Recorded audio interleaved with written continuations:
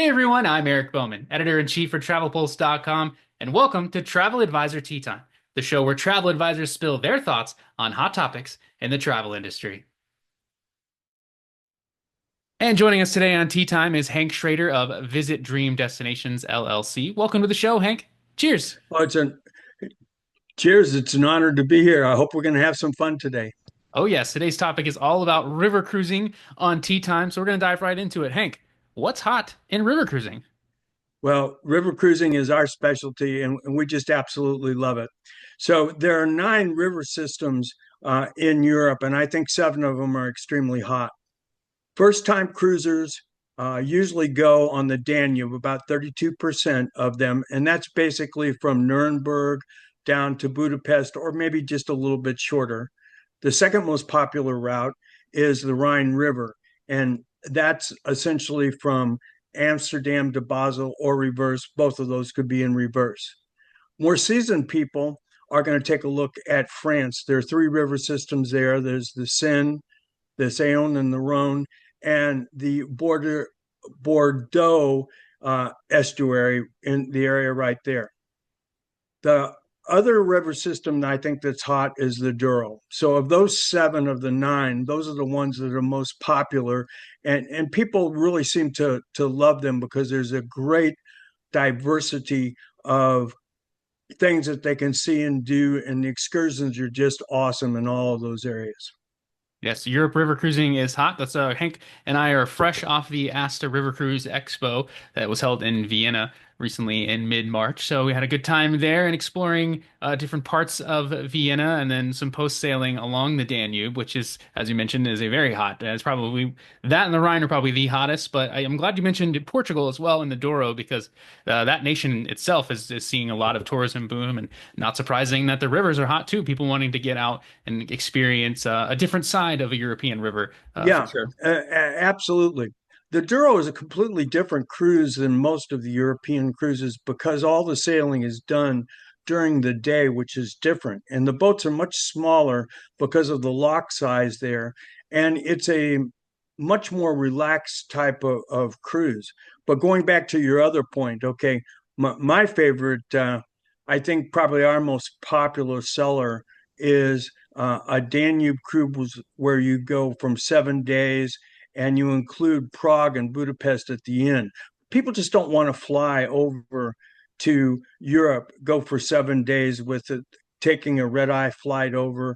Mhm. And I think we find that is our most popular seller out of the uh, wonderful success that we've had selling river cruises.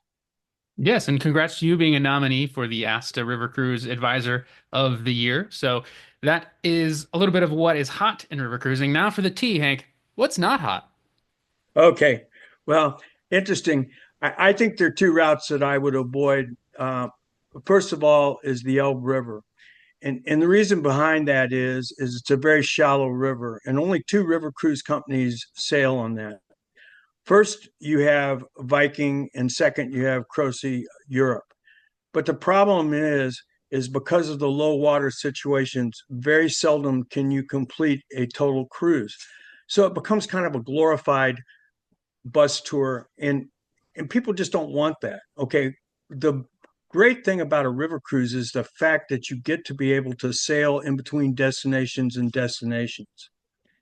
The other area I have a personal problem with is the Po River. It's a very, very difficult river to navigate, and there's only really one port stop on it, and it really becomes a uh, lagoon tour of Venice. Now, look, there's nothing wrong with either one of those, okay? But the point I'm trying to make is that you don't get the full river cruise experience, okay? And because of the limited nature of those two routes, people often are pretty disappointed, and unfortunately, there are a lot of complaints about that, okay?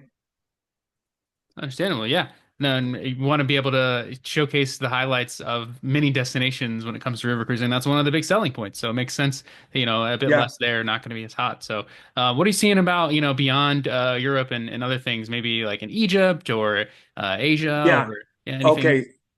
I think Egypt and the Mekong are they're lagging just a little bit, but most of those fears they're really kind of unfounded, to be candid. Okay. They're we've been on a Nile cruise before, especially kind of during some of the more hot times down there, and it was absolutely perfectly safe. Okay, Mhm. there really was no problem with it. I think that sometimes geography is challenging for individuals. On a map, you may see something that looks like 1 inch away, okay, but that's 300 miles, okay, and no river cruise company is going to put your life in danger to make money. I mean, it's just not going to happen. So I think those are unfounded fears. But we're starting to see the wonderful thing about it is we're starting to see that people are really taking advantage of it. And especially in Egypt, I mean, they're expanding and almost every route is expanding, which might be good or bad. I'm not 100% sure, but at least at least from the cruise company standpoint, it's a wonderful option for them, and the demand is there. It's there. That's great. Yeah, I absolutely love the Nile. I've been on three different river cruises: the Rhine, the Danube, and the Nile. And the Nile might Wow. be one of my favorites. It wasn't the best ship, but we won't get into that. But that's why Hey, there's look, a river cruise for everyone you out there. know, there's an axiom, and I'm going to tell you it. Okay, there is no bad river cruise. Okay, the real key to this business, we'll probably get into this a little bit later. It's just matching people to the absolute right thing. But I do think there's a couple challenges of things that I would change personally if you'd like to get into that. Yeah. Well, I think the first thing is the overcrowding of the smaller villages. Okay, Mhm. Dernstein is a perfect example. I'm sure you have been there or at least sailed past it in the Baca Valley. Beautiful place, but there's only 600 people in the town, and it only has two streets. And if you get three river cruise boats there, you've almost doubled the population. Yeah. Okay, and so that's the one thing that kind of bothers me. I think the other thing that if I had the power to change it is I would slow down and spend more time in ports overnight because I Mm. think it gives you a better sense of what's going on.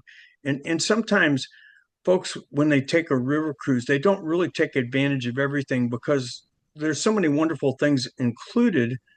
The problem becomes they're afraid to kind of get off and go eat dinner in town or spend a night afterwards or whatever like that.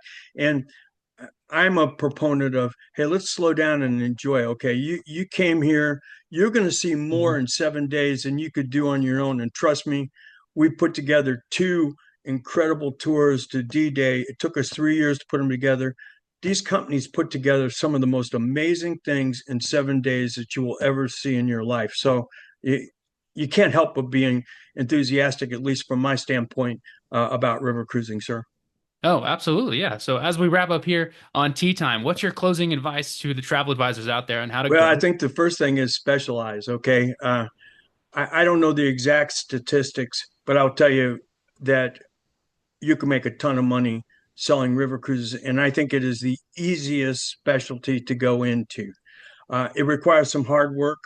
There's no doubt that you have to know the systems inside and out. The second thing is you have to take a river cruise. I'm sure from your experience, it was completely different than what you ever expected. When you went on a cruise, comparing it to an ocean cruise or any Oh, other yeah. type of vacation, and I see you nodding your head because I know you got it. Okay, it's just so different. It's so personalized. You gotta know the rivers and the ports on the river. Okay, when we started off this, okay, I've been traveling to Europe for 53 years. Okay, the first time I went through the Rhine Gorge was on a KD boat, and I can tell you it's 10 times better when you go with a glass of champagne and you're sitting on a river cruise boat and somebody's explaining what's going on. And I think the last thing is that our business to be successful is you have to know the right people, have the right product, and do it at the right time. So, my last piece of advice would be very simple. Look, pick a specialty, make a lot of money from it, look for the right people who are in that. You already have the right product because, as we've already talked about, there is no bad river cruise. They're all great. Match the right people to it and stay in constant contact in some form or another. We particularly use blogging, but there's a whole lot of ways to do it. And I know you can be successful because I guarantee it. When we started out, we had no idea that we could sell and make a whole lot of money. And I'm talking six figures plus. So, go for it, people. Take my advice. Yeah, it's there for the Sell taking, river travel advisors. cruises. Yes, indeed. So, Hank, thank you so much for taking time out of your busy schedule to talk all things river cruising here with us and what's hot, what's not, and some very sound advice. So, advisors, get out there and get on a ship. You sell what you know. Hey, So, look, it was an honor to be here. Thank you for having me. all right, cheers. And you Cheers. can find our descriptions or information in the description below. And if you'd like to be on Tea Time in the future, and travel advisors out there tuning in, hit me up and let's cook something up. Thanks for tuning in. Yeah, he's an awesome guy. Do it. Yeah, appreciate it, Hank. Cheers. Cheers.